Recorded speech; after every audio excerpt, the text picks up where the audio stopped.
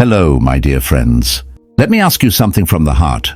Have you ever thought about what it would be like to fall in love again at 70, 75, maybe even 80?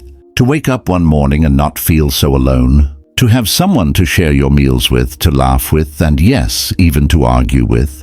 Well, tonight we are going to sit together for a long, honest talk, because I want to share with you the story of a woman I know who remarried at the age of 73. She thought it was going to be the sweetest second chance at love. But along the way, she faced some tough, painful surprises, what she calls her 5 nightmares. Now don't worry, my friends, I'm not here to scare you. I'm here to share wisdom. Because remarriage after 70 can be beautiful. I've met couples who shine with joy, even in their golden years. But I've also met seniors who walked into it without knowing what was waiting for them. So let's have this heart-to-heart talk tonight. We'll listen to her story. We'll hear about those 5 nightmares. We'll talk about what worked for others, what mistakes to avoid, and how to protect your heart, your health, and your happiness. So pour yourself a warm cup of tea, sit back in your favorite chair, and let's walk through this journey together.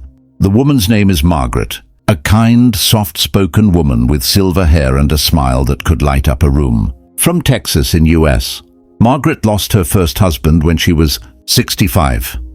They had been together for 42 years. She spent the next 8 years alone. Her children were grown, her house was quiet, and the loneliness sometimes felt unbearable. Then one Sunday after church, she met Harold. He was 74, widowed, and he made her laugh. Before long, they were having coffee, taking long walks, and sitting together at the Wednesday Bible study.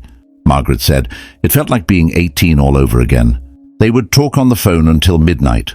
He would bring flowers. They even danced in her kitchen one afternoon. At 73, she felt alive again. And after 1 year of companionship, Harold asked her to marry him. Margaret thought, why not? We don't know how many years we have left. Let's make them sweet. So with her children watching, she walked down the aisle again. A white lace dress, a small family gathering, tears of joy.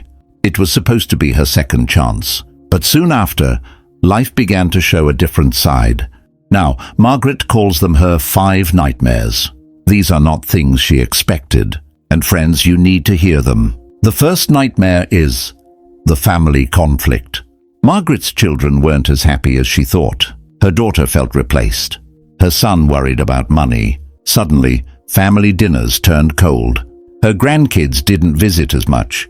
She said, I never imagined that my happiness would cause so much pain to the ones I love. The second nightmare is the financial shock. Margaret and Harold never sat down with a lawyer before the wedding. She didn't know that remarrying could affect her Social Security benefits. She didn't realize Harold had debts.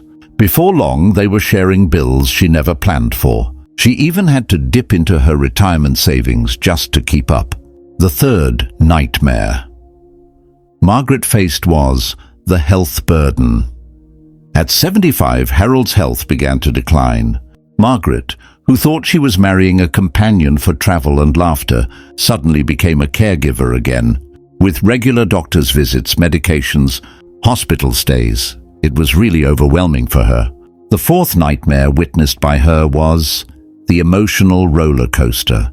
Margaret confessed, it wasn't like my first marriage. We had different habits, different ways of doing things.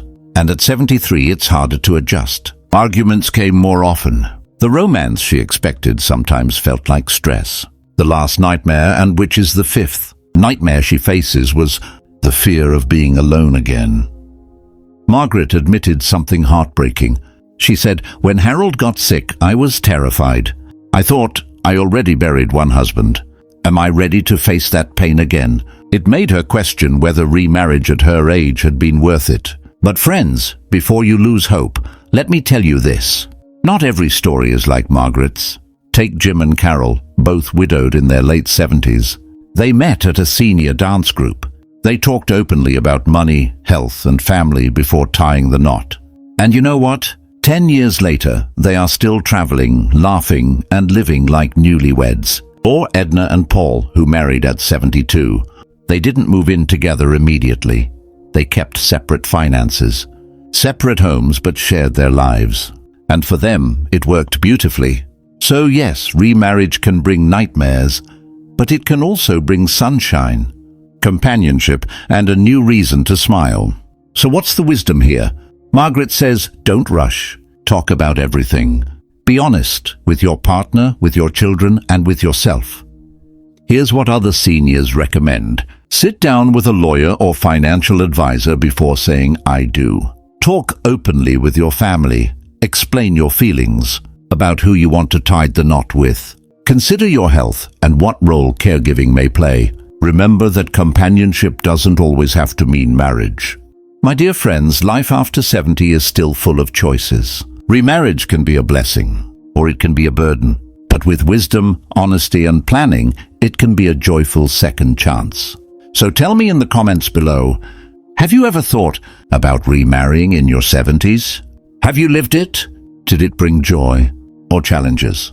Share your story, because your words may guide another senior who is thinking about this. And if this conversation touched your heart tonight, please give it a like. That way, more seniors will see it, and we can build this community of smart seniors together. And don't forget to subscribe, because every week we sit together, we share stories, and we remind each other that growing old is not the end of the story. My golden seniors, I wish you love and happiness, most especially great choices in life.